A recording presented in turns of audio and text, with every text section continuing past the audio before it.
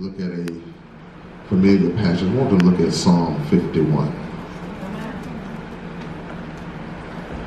Look at Psalm 51. I want to look at verses 16 through 17.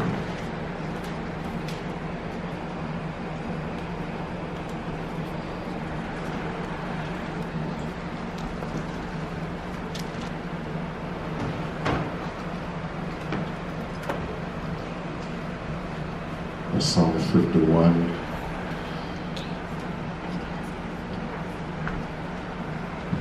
I want to begin in the 16th verse and end in the 17th verse. If you have it, say amen. Amen. Means to wait, say wait. I believe we're all together. I think I got a few flipping. It's Psalm 51, beginning in verse 16. It reads, "For thou desirest not sacrifice, thus would I give it. Thou delightest not in burnt offering. The sacrifice of God are a broken spirit, a broken and a contrite heart. O God, thou wilt not despise." You may be seated. Amen.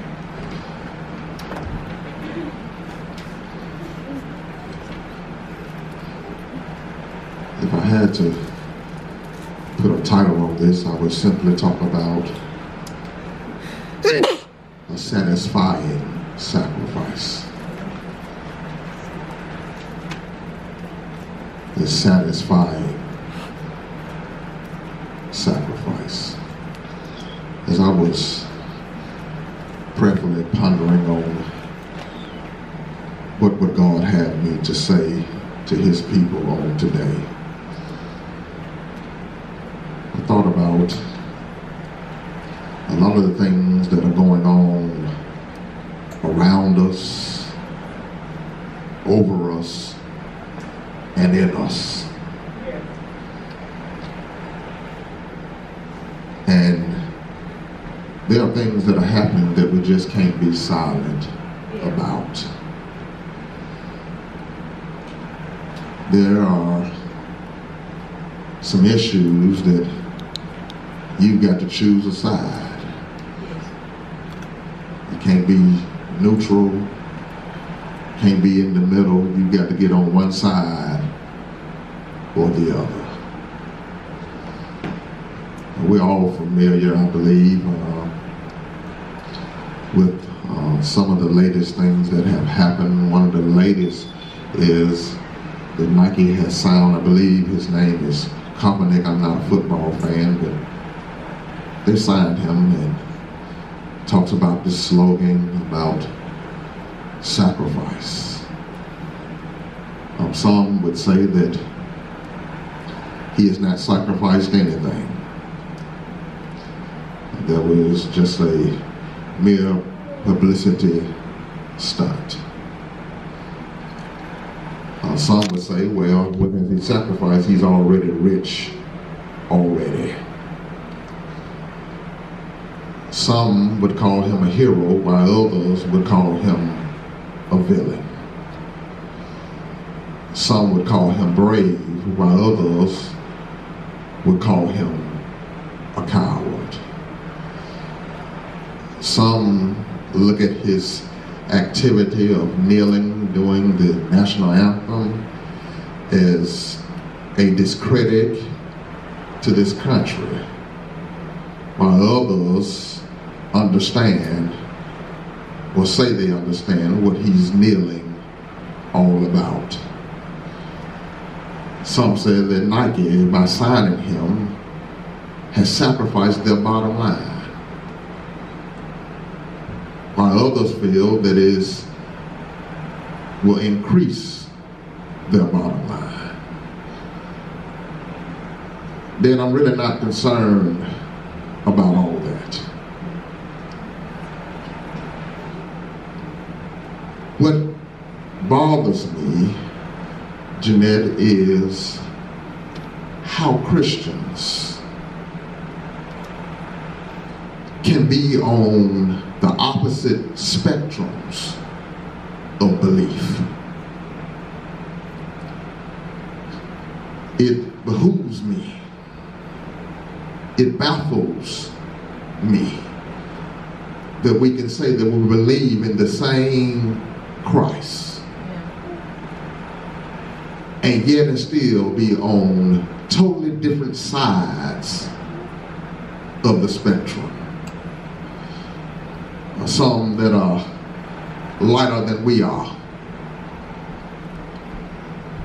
believe one way, while others of us of the darker complexion believe another way. How can this be? Because Jesus has never changed himself for anybody. Amen.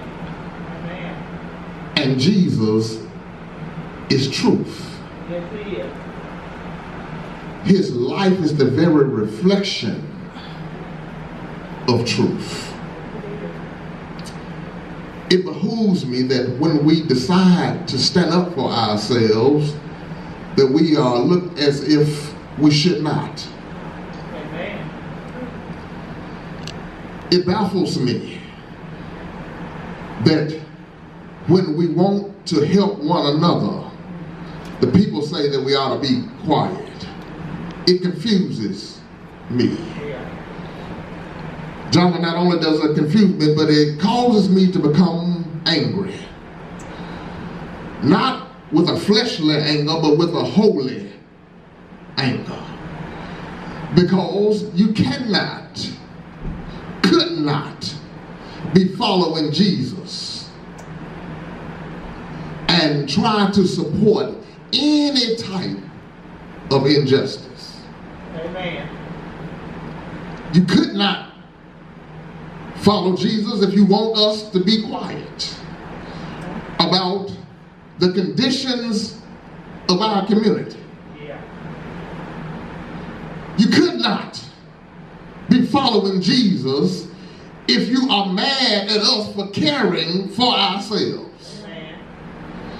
You could not be following Jesus when we say that all black lives matter and you come back with all lives matter.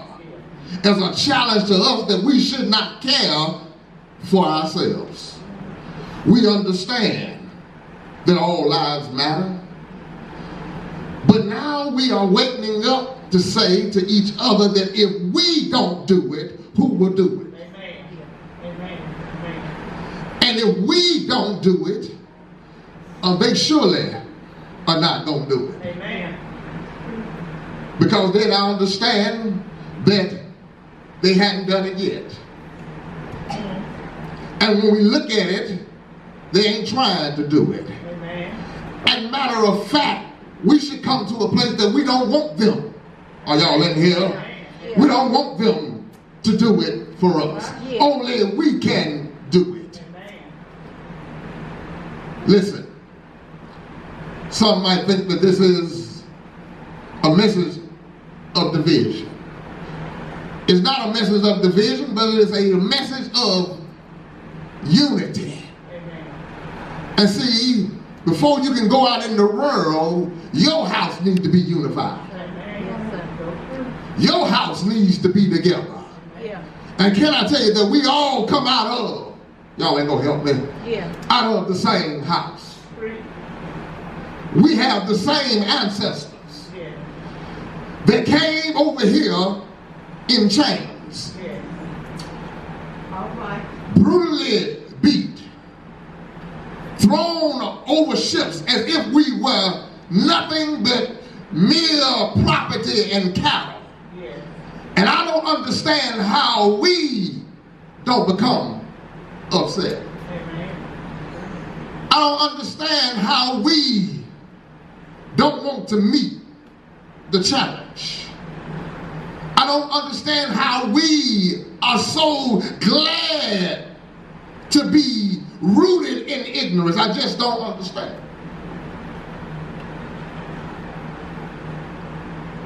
Many might say, well, Pastor Brown, what does this passage have to do with what you're talking about? Let me give you some background on what is going on with David. Let's see, can we connect some of these dots? First of all, Mama, David has sinned against God. He has seen Bathsheba, who is someone else's wife. Yeah. Now, many might think, or many theologians think, that she might have purposely exposed herself knowing that the king would see her. Really don't know if she purposely did it or not. But can I tell you that everything that looks good and everything that sounds good is not good for you. Amen. He sees her. He wants her. His flesh says he got to have her. And so now he sends for her. She comes. They do what they do. And he sends her on her way. After he sends her on her way, they then come to the knowledge that she has become pregnant. She becomes pregnant, and now David is in a panic. His panic is that I have sinned, and now the evidence of my sin is about to be birthed. And can I tell you, that's how Satan will set us up? Is that we feel like we got to do certain things. Our generation feels as if it has to do certain things, and then we want to hide the evidence. This is how he tried to hide it. Now, he sends for her husband. They're all fighting. Sends for her husband. He's in David's army. He says, come on in. Want to know how y'all doing out on the battlefield. Man tells him, and David tries to be slick. Yeah. He says, now listen, while you're here talking to me, I understand that y'all live just right next door. Go ahead and be with your wife.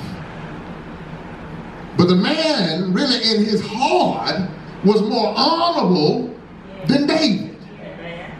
And the man says, listen, I've left some soldiers out on the battlefield. He says, and it's not right that they are out there sacrificing. They're not with their wives. They're not with their family. He said, it's not right that I should go in to my wife and be with her.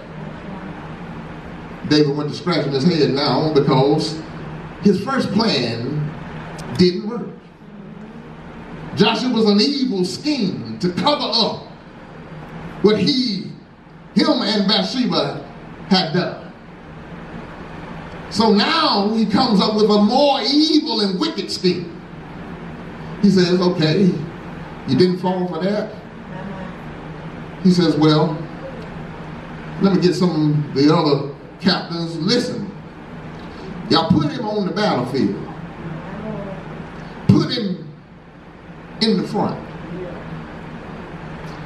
And when you put him in the front, when the enemy pursues, y'all back off of him.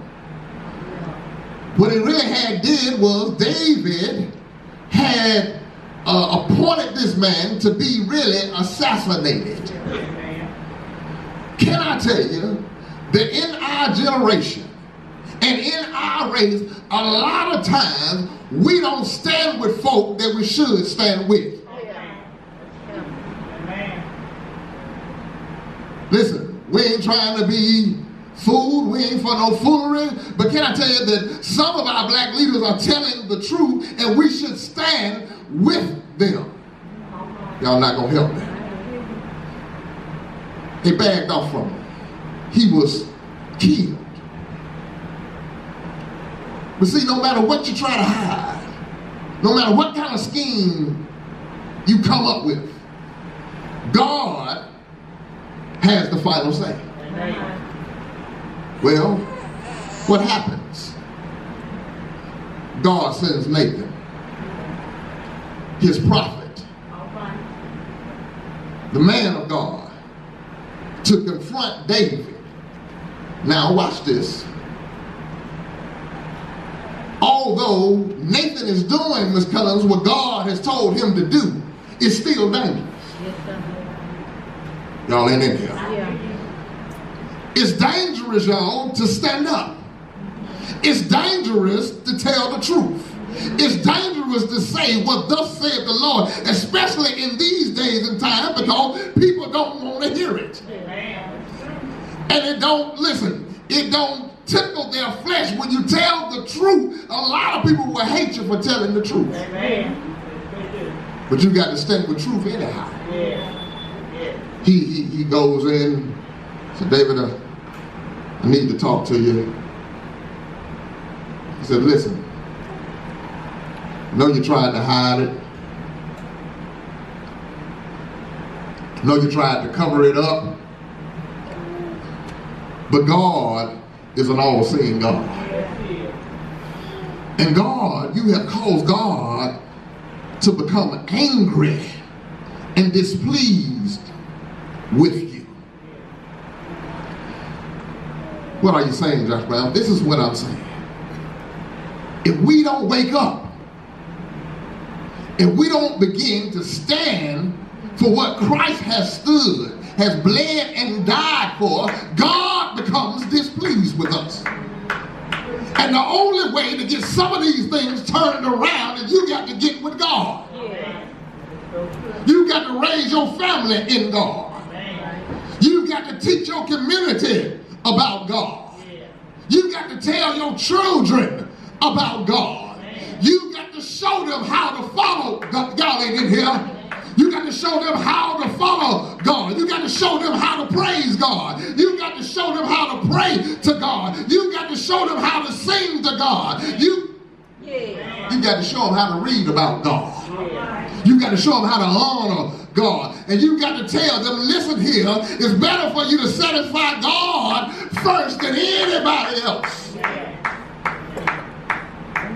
That's the only way to get back on the right road. Because wicked people are going to always do what wicked people do. Evil folks that are set on evil deeds will always do evil. But for the people of God, y'all ain't in here. But for the people of God, we've got to stand up. And it don't always feel good, Daddy, to stand up. Sometimes you'll find yourself, Abby, standing up and you'll be standing alone. But you've got to realize that you got an invisible army. You got the angels of the Lord on your side. You ain't by yourself. Because who can fight against God? Who can win against God? Nobody. And when you are serving God's purpose and God's agenda, nobody can defeat God's divine plan. He says, listen here, David. You messed up with God.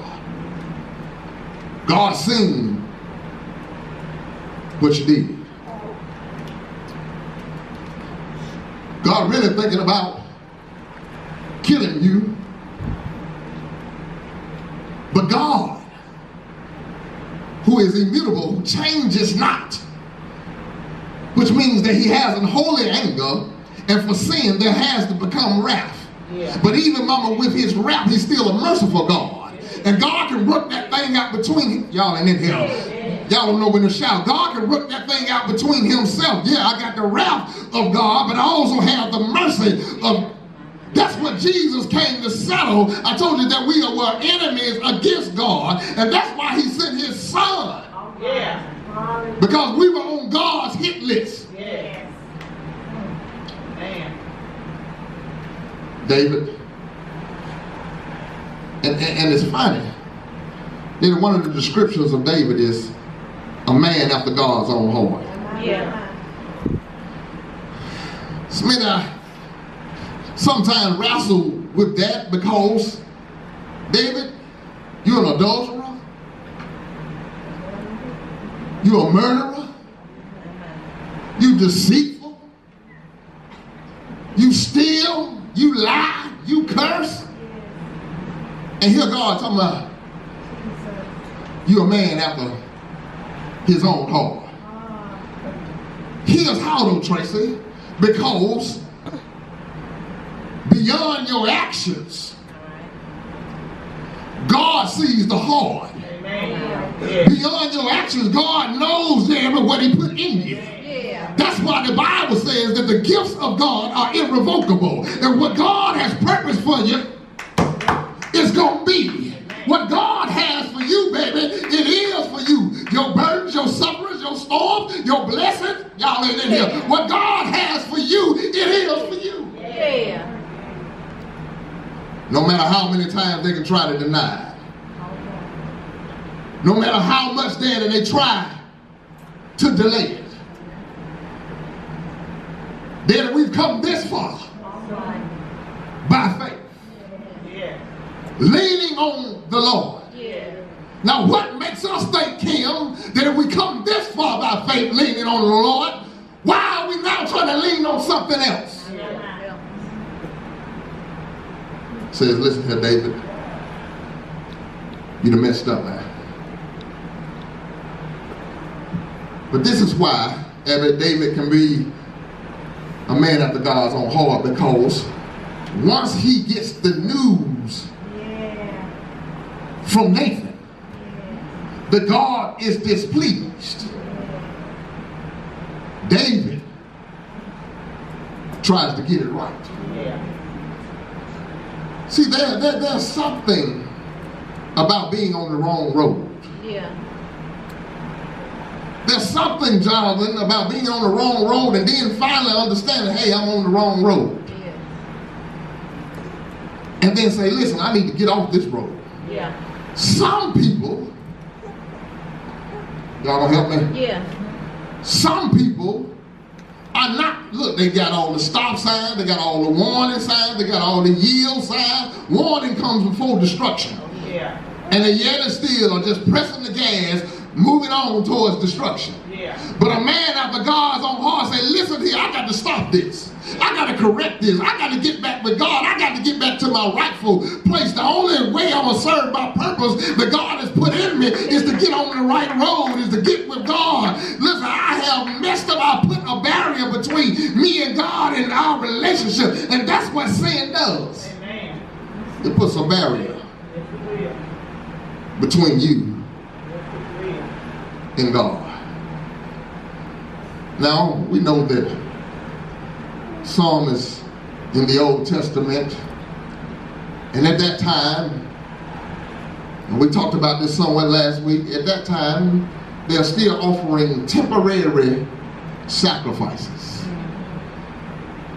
You know, they would get the blood of the animal and the priest would take it and put it on the mercy seat of God to atone for their sins. Here's the bad thing about that is that it was only temporary, which means they had to do it over and over again. Yeah. Because I know some of us might think that we don't do anything wrong, but you do something wrong every day. Yeah. Whether it be a thought, whether it be a word, Yeah. whether it be a feeling, whether your mind goes back and wonder, y'all ain't in here. I can only talk about myself, man. I ain't gonna talk about y'all, but for me, I do something wrong daily. But thank God, Evan, that I don't have to grab no pigeon out of the air and kill it in order to atone for my sin, because I got an ultimate sacrifice. We've come this far. So I have an ultimate sacrifice in Jesus Christ. His blood was shed, and that's enough. He said, listen, man. David comes to a place, mama, to where he understands. Lord, you really not pleased. These animal sacrifices are not going to please you. What is David really addressing? Glad y'all asked. See, because David then could have done the duty of offering sacrifices. He said, listen, I did this, I'm offering these sacrifices, I need this many she-asses, I need this many pigeons, I need this many of that, and that'll cover it. What are you saying? That no amount of duty will atone for your sins. I don't care how much you come to church, I don't care how much you sing in the choir, I don't care how much you usher. Those are not the sacrifices that please God. Although they have their place, those are not the sacrifices that please God. Well, Pastor, what are the sacrifices that please God? He says right here, he says, for thou desirest not sacrifice, else I would give it. Thou delightest not in burnt offering. When he talks about desire, when he talks about God's desire is a strong want. If God would give us his wish list, that sacrifice would be there. He says, look, what God strongly wants and what God is strongly delighted in is this: a broken spirit. Amen. Yeah. Well, what do you mean, a broken spirit? Well, first of all, we need to deal with the word spirit. When he uses that word spirit, it really means breath. If you go back to Genesis, when God created man, it said that God breathed into him that breath, that spirit, and man became a living soul. That spirit that we have in us comes from God. Yes. Then what that spirit is the very image of God. Yeah. What happens, Abby, when we sin, we smudge the image. Yeah. I'm trying to help us. If I don't help nobody else, I'm going to help myself today. When we do wrong, we smudge the image. Because other people are looking at us for us to be like God when we say we belong to God. And when we do things contrary to God, it smudges the image. Now maybe you women can identify with this. If you were trying to get ready, and some of y'all put a face on, some of you don't, whatever the case may be, but when you get ready to look in the mirror, if there's something on the mirror that is obstructing your view, I believe everybody in here would clean the mirror off. When I take a shower, I take it so hot that it's so steamed up, and so if I want to look at myself, I've got to wipe the mirror off because I can't see clearly. That's what sin does to the image. See, because a lot of us are trying to live up to our own image. And God ain't asked you to build your own image. God says, listen, I've already put the image in you. Why are we trying to act like everybody else? Why are we trying to do what everybody else does? Why are we saying what everybody else said? No, we shouldn't be saying it because we already have the image. Got so upset last night with looking at some of my other supposedly Christian brothers that are on some of the other sides of the spectrum. And here's my answer to you. You could not love Jesus. How can you love him from where he came from? Y'all ain't in here. Look at the geographical location. How can you love him? If you truly seen who he is, and the Bible gives the description of who he is, what he looked like, how could you love him? When you get mad at folk that do look like him. Say that. Won't take it back. I'm unapologetic about what I'm saying because I mean it. He is the only one. Look at his punishment. He was hung on a tree. Who else you know that gets hung on a tree? Y'all ain't in here. We've got to wake up and really know who Jesus truly is. Born in the ghetto of Bethlehem. Y'all don't want to help me? Yeah. Born in the poverty. Born to a y'all ain't in here. Huh? Did not have an earthly father. Who else you know? Y'all ain't gonna help me? Who else you know? Who else can identify surely with that kind of carrying on? Say, listen, the government will be on the show. Who else you know? Time for us to wake up.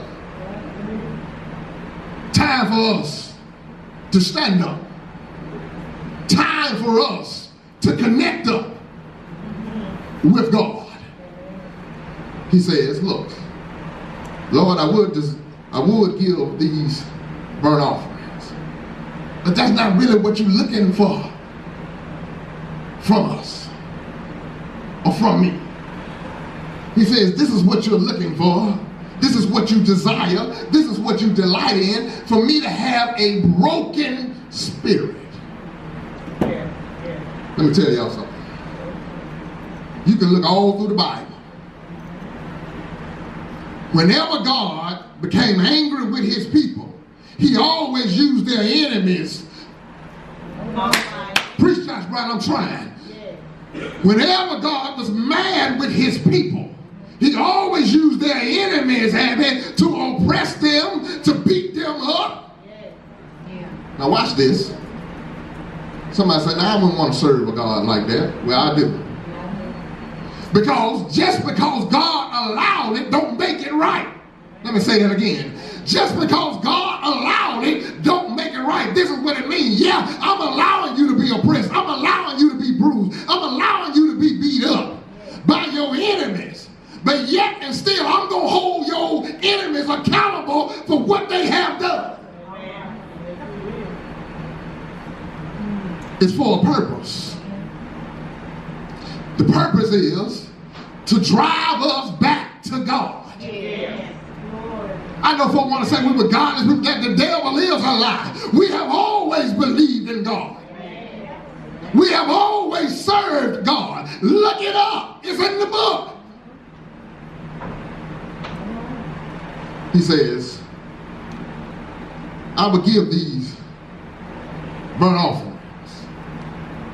He said, but that's really not what you desire. You desire a broken spirit. If you ain't tired yet, you might not be broken. If you don't want to get it right yet, you might not be broken. Children got through saying, break every chain. Listen, we need to hear some chains falling. It's not the chains necessarily of our physical oppressors, but the chains of our spiritual oppressor, which is Satan and his devices. He says,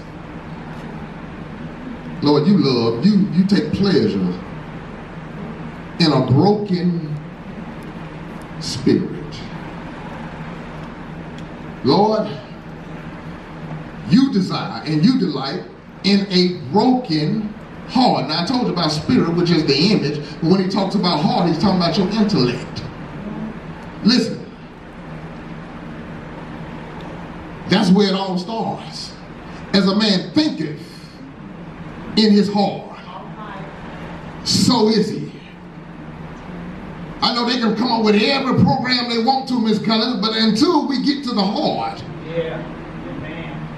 I don't care if you can put football teams together, you can do youth outreach, you can do a lot of those things, and those things are good. I'm not throwing those things down. I'm proud of the brothers that do those kind of things, but until you get to the heart, I never forget, Tracy, we went on a youth retreat years and years ago, and we were sitting there. I was youth pastor, and these guys were, the older guys were talking.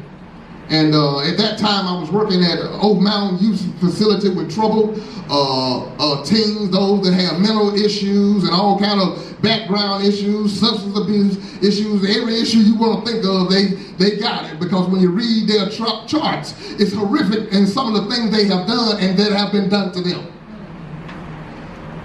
But these guys, the older guys were saying, man, what's wrong with our youth? That's a legitimate question. Don't have a problem with it. And they began to talk about the pants sagging and all that stuff. Yeah, we need to pull them out, and we understand that. I wholeheartedly agree with that. But if that's all you can come up with, if that's all you got to say, if that's all you see in our condition, then I feel sorry for you. And so they gave me the floor, Miss Collins. I don't know why they did it. I probably pissed some folks off. I said, listen here. I understand. I agree with y'all about the pants and all of that. But can I tell you that when I was a youth, when I got from under somewhat of my folks' view, if you came up to me telling me what I should do, ain't telling what I might say to you. What are you saying, Josh Brown? This is what I said to them. Listen, if you get to the heart, if you build a relationship with these people, then the pants might come up. Yes, say that. Glory. If you build a relationship, which is a sacrifice, it takes time, it takes money, it takes effort, it takes love. Amen. It takes a pouring into and a pulling out of. And it's work. And if you don't put in the work, you ain't gonna never make a difference in nobody's life. Amen. Pull up the pants. Look, how about, before we get the pants up, how about we speak to the issues of the heart? Because we don't know what's on these folks' mind, what's on their heart. We don't know what they've been through. And when you sit down and talk to people, you won't be so quick to come up with an answer. Sometimes you need folks need somebody that they can talk to that can handle the information that they are giving them. Can you be trusted with other folks' trash? See, because a lot of us can't be trusted with other folks' trash, because what we want to do is when they give us their trash, we want to broadcast it to everybody. Baby, you got some trash too. He said, listen, what I strongly desire, what I'm strongly pleased in, is a broken spirit, a broken heart. The word broken means to break up, to scatter in pieces. You don't have to raise your hand, but you ever had your heart broken? Yeah. You ever had your heart broken to 1,000,000 pieces? Why would God, Smitty, love that? This is why, Abby. Because when the pieces hit the floor, Daddy, God in his own infinite wisdom, makes a new heart. Y'all see it in the text, creating me a clean heart. What he'll do, Kim, is some pieces that you don't need. He won't put them back there. He'll put the pieces that you need, and he'll add. Are y'all in here? He'll add some pieces. to make you a new heart. Yeah. He said, I want you to have the very heart of God. Yeah.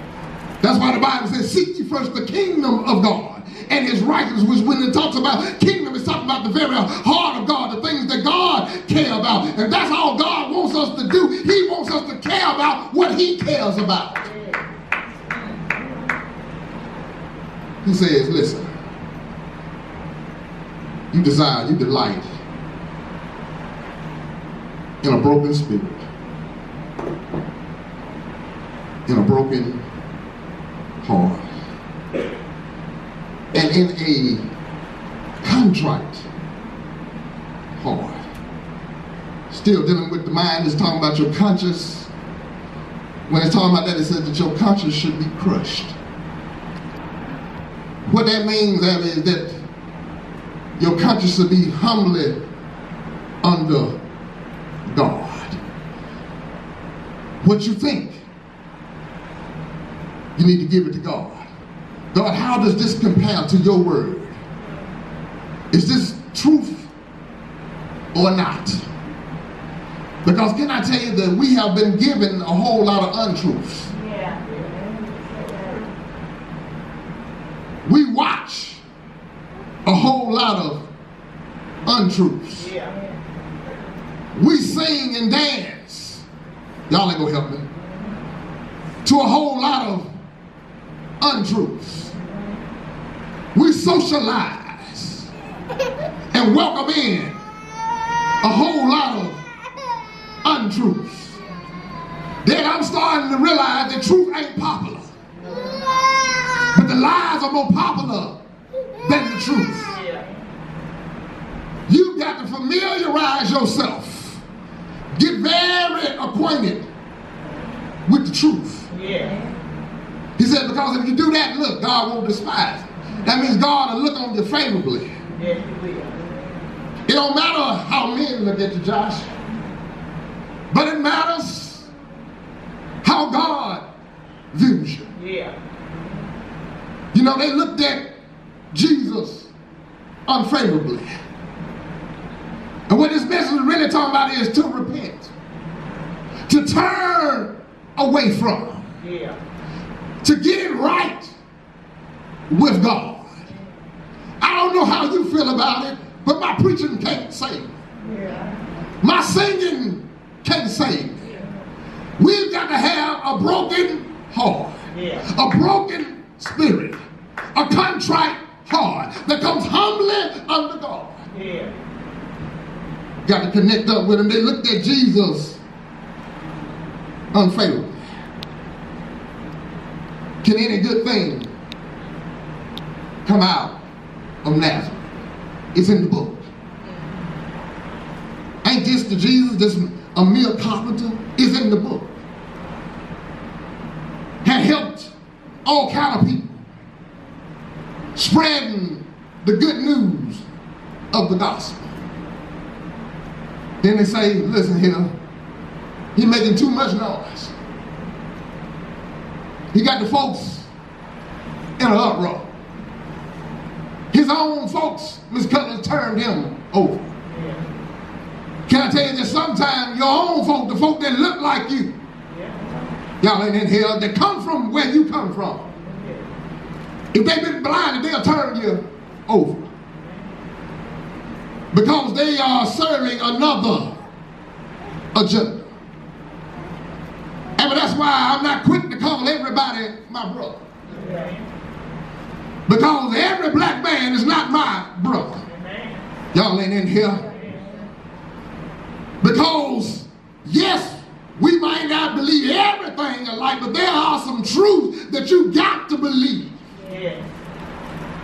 Jesus said it. When they said, listen, hey, here's your mother, here's your father. He said, who are my brothers? Who are my sisters? Who are these people? Except for those that do the will of God. He says, they looked on Jesus disfavorably. Jeanette whooped him like he was nothing. Whooped him almost till he wasn't nothing. Whooped him so bad, darling, that they whooped him to the sheath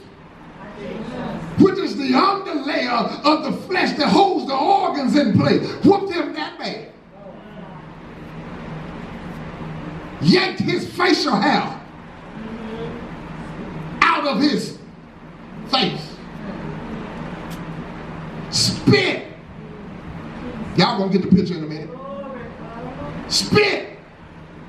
You took your nasty saliva and spit in Jesus' face. We still got some spitting going on. Whooped him all night long. Put him in a court that they knew he didn't stand a chance in. Y'all gonna get the picture in a minute. Put him in a kangaroo court. Passed them all around. Sent him to Herod. Herod, your family been trying to kill Jesus off. Y'all better read the text. It's about 3 of Herods. They were always after Jesus. They always were trying to kill the lineage of Jesus. Read the text. Send him to him. Send him back. Put it up to the folks. But what y'all want to do? Crucify. Kill it. Same folks even helped. Whooped them all night long. Then make a mockery of it. So you don't believe that I'm the king of the Jews? You don't believe that I'm Jesus' only begotten son? So you take a crown. You take a crown of thorns. Put it on my head in order to mock me. Push it into my skull to where I am bleeding profusely. Then whoop me all night long, laughing, drunk. Y'all gonna get it in a minute. Abby, put the cross, yes sir, yeah, I feel it now, on his shoulders. Smitty, but he couldn't hardly walk under the weight of the cross. Twisting himself. But Abby, here comes somebody that looked like him. They pick him out the crowd. Simon of Cyrene. Y'all better read the text. Pick him and say, hey, you bear the cross. March him up, Jeanette, to Golgotha. Yeah. Put spikes in his wrist. Spikes in his feet. Hang another sign of mockery over his head, trying to be funny. Y'all gonna get the picture in a minute? Because we've seen some things. We've seen some paintings. We've seen some cartoons. Y'all ain't in here, are you? Yes. We've seen some things that make a mockery out of who we are. Yes. Hang him up. Jeanette, for everybody to see. Tracy, we've seen in history books where men have been hung up. The crowd around them is smiling, laughing, then cut their male organs off. We better wake up. They mocking the mama, talking about him. But he cries out to God. He says, now, my God, why hast thou forsaken me? Well, why did he cry that out? Because he had the sin of the world on him. His father is righteous. And so his father has to look away because you have sin on you. He stood in the gap. I don't know about you, but for me, my sins were on him. I like him because Jesus is a good soldier, Daddy.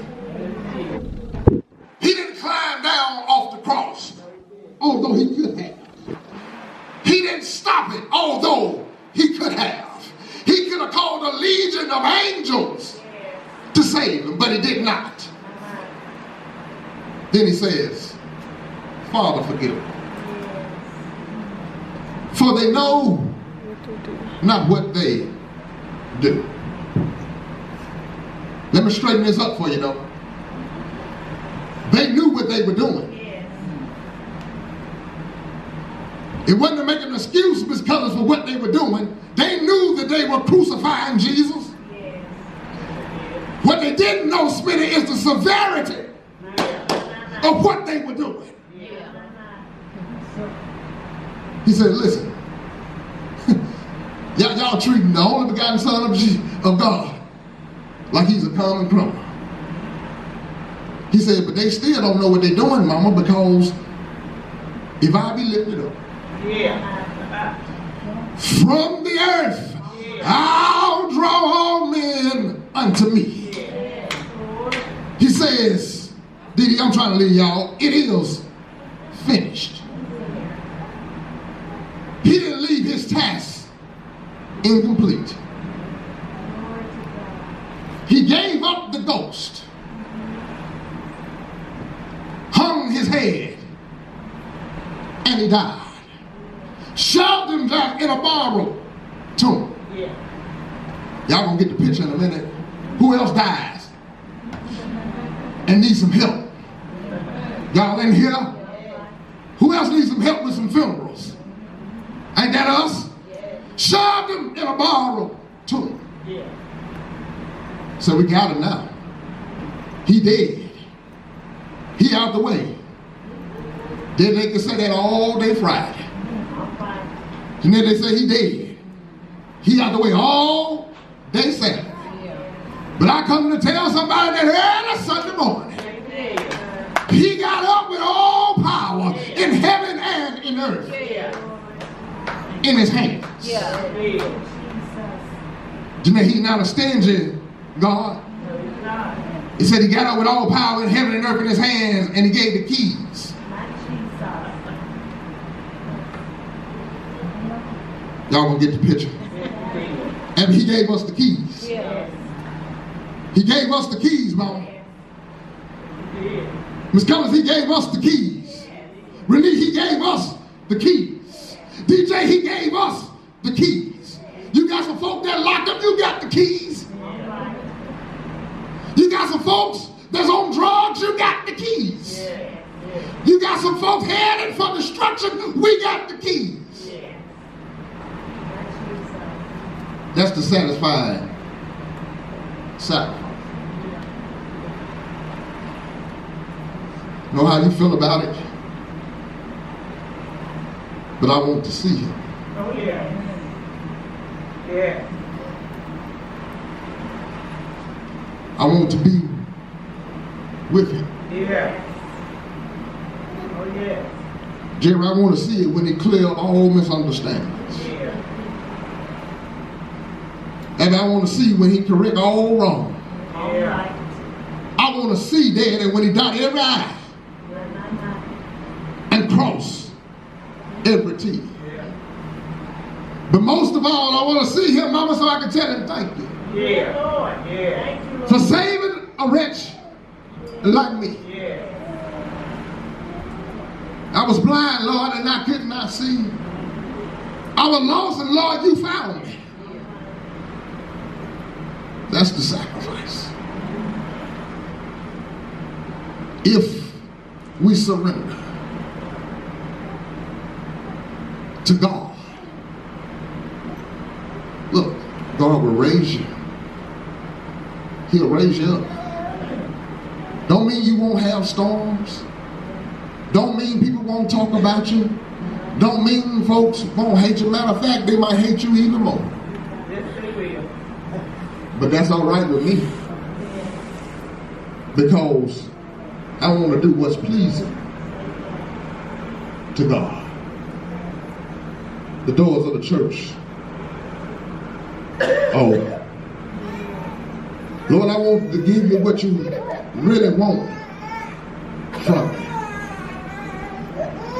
I want to give you what you really, truly desire. I want to give you what you really delight in, which is a broken heart, a broken spirit, and a contrite heart. That's the sacrifice that you're satisfied with. The doors of the church are open.